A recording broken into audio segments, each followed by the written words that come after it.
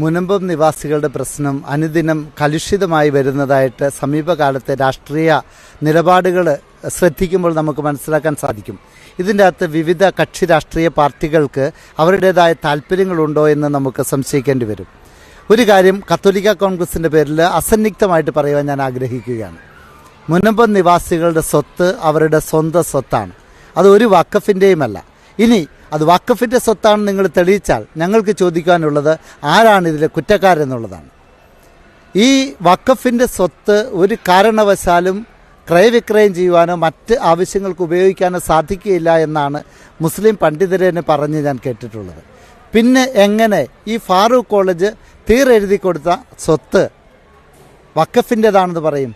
അത് തന്നെ നമ്മൾ ശ്രദ്ധിക്കണം. 1950 നടന്ന ഒരു ഡീഡ് 1954 വന്ന വഖഫ് ആക്ടിന് എങ്ങനെ ബാധകമാകും എന്നത് സാധാരണ ബുദ്ധിയുള്ള മനുഷ്യർക്ക് ചിന്തിച്ചാൽ മനസ്സിലാക്കാൻ സാധിക്കാത്തതാണ്. ഒരു ഡീഡ് നടന്ന് 4 വർഷങ്ങൾക്ക് ശേഷം വന്ന ഒരു ആക്ട് എങ്ങനെ ഈ ഡീഡിനെ ബാധിക്കും? അത് നമ്മൾ വ്യക്തമാക്കേണ്ടതുണ്ട്.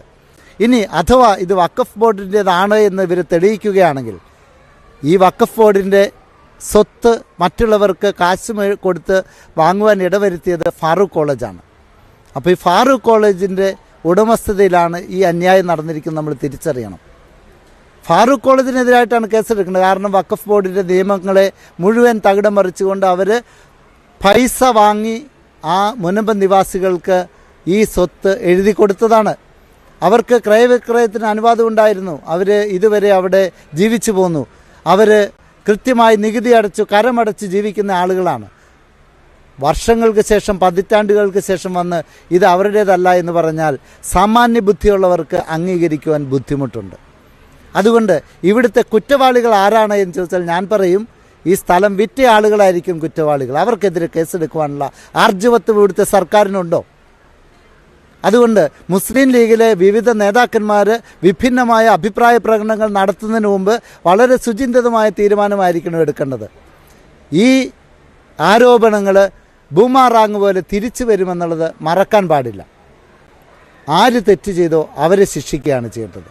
അല്ലാതെ മുനമ്പത്തെ പാവപ്പെട്ട മനുഷ്യരെ ബുദ്ധിമുട്ടിലാക്കുകയല്ല ചെയ്യേണ്ടത്. കേരള ജനത മുനമ്പം നിവാസികളെ സ്നേഹിക്കുന്നവരെല്ലാവരും അവരുടെ കൂടെയുണ്ട്. കത്തോലിക്ക കോൺഗ്രസ് ഈ പ്രശ്നത്തിൽ മുനമ്പം നിവാസികളോടൊക്കെ ഒപ്പം അവസാനം വരെയും ഉണ്ടാകുമെന്ന് പറയുവാൻ ഞാൻ ആഗ്രഹിക്കുകയാണ്. ഞങ്ങളുടെ വ്യക്തമായ സുചിന്തിതമായ തീരുമാനം ഈ സ്ഥലം അവരുടേത് തന്നെയാണ്.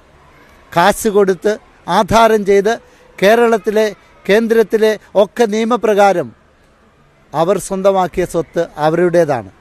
ഇനി അതല്ല എന്ന് പറയുന്നത് ഈ നാട്ടിലെ നിയമവാഴ്ചയോടുള്ള വെല്ലുവിളിയാണ്. ഇവിടെ ഭീകരതയോ അധിനിവേശങ്ങളോ അനുവദിക്കുവാൻ സാധിക്കുന്നതല്ല എന്ന് അസന്നിഗ്ധമായി പറയുവാൻ ഞാൻ ആഗ്രഹിക്കുകയാണ്.